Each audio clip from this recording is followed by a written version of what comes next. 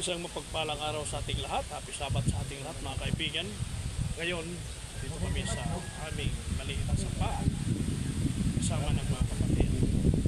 Ang ating babasahin ngayon mga kaibigan ay dito nakasulat sa Colossians 2:18. Ito ay may kakibat sa ating pagsasama.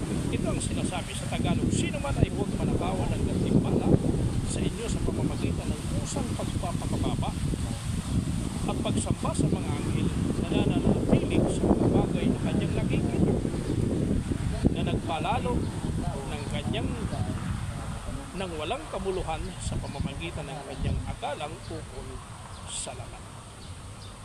Napansin natin na sa pagsasamba natin, ang sabi sa ating binasa, huwag manakawan ng gantimpala. Kaya sa ating pagsasamba, tayo ay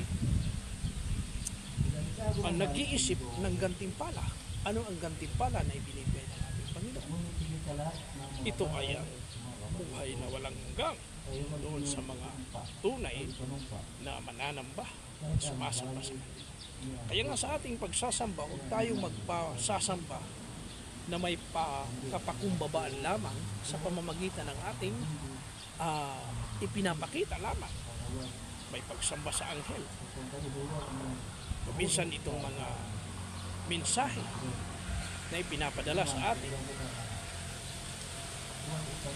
at isinasabing mga anghel, ito yung mga nagdadala ng mensahe na may pagpapakumbaba, ngunit taliwas naman sa kalooban ng Panginoon, sa sinasabi ng Panginoon, sa kanyang pinag-utos.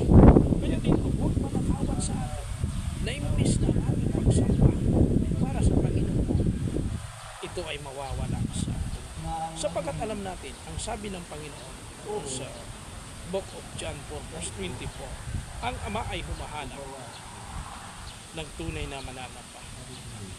Kaya dapat siyang sambahin sa Espiritu at sa katotohanan. Ang ibig sabihin mga kaibigan, na hindi tayo sumasamba dahil mayroon lang tayong sadya sa sambahan. Kung gusto lang natin yung nagsisilmon sa sambahan, kung hindi natin gusto, hindi tayo magsasamba. Ang sinasampuno mo pag ganon ay hindi ang Panginoon, hindi ang isang tao. Kaya dito mga kaibigan at mga kababayan, ang ating pagsamba upang hindi tayo manakawan ng gantimpala ay dapat nakasimula sa Kanya. Ang ating pagsamba sa Kanya ay hindi natin ibase doon sa mga bagay na nakikita, kagaya ng mga idols, mga imahe, o kaya sasamba ka lang sapagkat mayroon kang gustong makita sa sambahan, o mayroon kang gustong kausapin sa simbahan, nandoon siya kaya nandoon ka. Hindi yun ang pagsamba. Ang pagsamba, ito ay isang obligasyon mo na kailangan sambahin mo ang Panginoon sa Espiritu at sa kaya ito mga kaibigan ng pagpapayan, sana ang ating gantimpala na ating inaasam sa pagsamba natin, sa paglilingkod natin sa Panginoon ay huwag manakaw o mawala sa atin. No? Yan ang ibig sabihin ng ating pagsamba. Kaya dito mga kaibigan, mga kababayan, ang ating pagsamba ay dapat masintro sa ating walang kapitatan.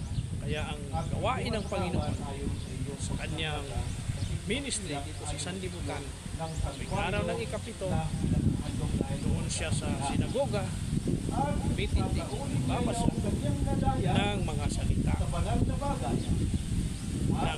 na mga propeta, sinasalita ng nakasulat. Dito mga kaibigan at mga kababayan, isipin natin ang ating pagsamba para sa Panginoon.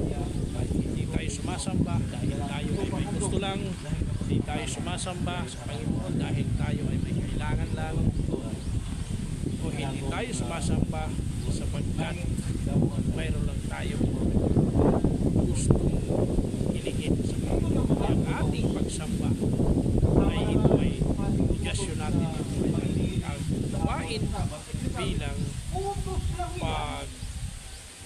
pagsunod sa kalooban ng Panginoon. mapagpalang araw sa ating lahat mga kaibigan at pagpalain tayo ng ating Panginoong Diyos.